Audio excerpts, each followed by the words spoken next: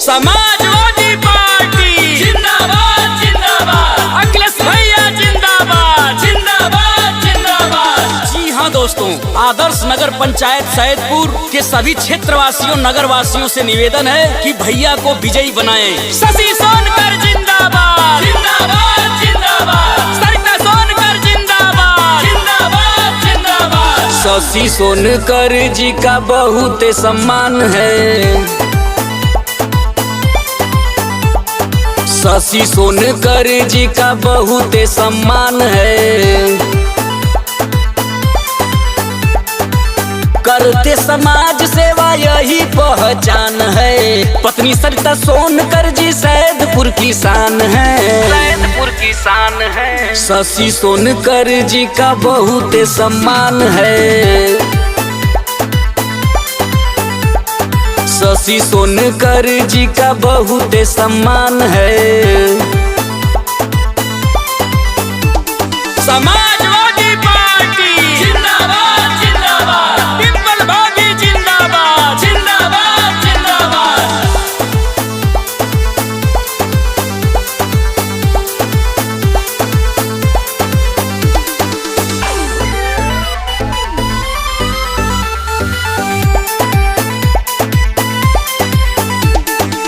रहते हर दम तत्पर हो, सुख दुख के हैं साथी।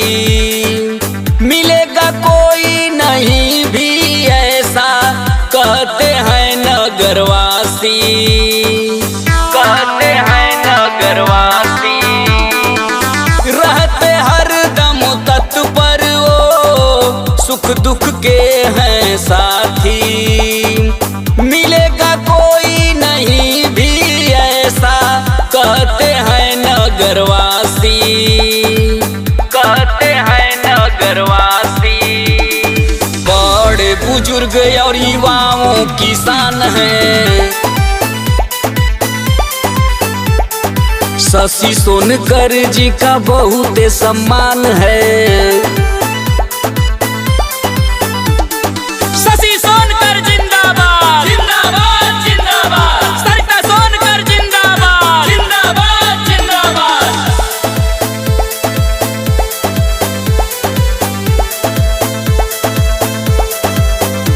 शिवपाल यादव जिंदाबाद जिंदाबाद जिंदाबाद, आजम खान जिंदाबाद जिंदाबाद जिंदाबाद। दिल में बिठा कर रखते हो, दूजा हो या अपना।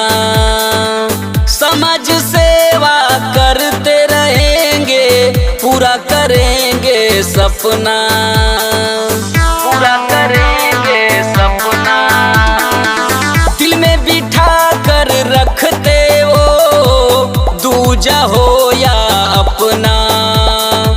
समाज सेवा करते रहेंगे, पूरा करेंगे सपना, पूरा करेंगे सपना। चर्चा है चारों ओर ये कहीं गो नाम है। शशि सोनकर जी का बहुत सम्मान है।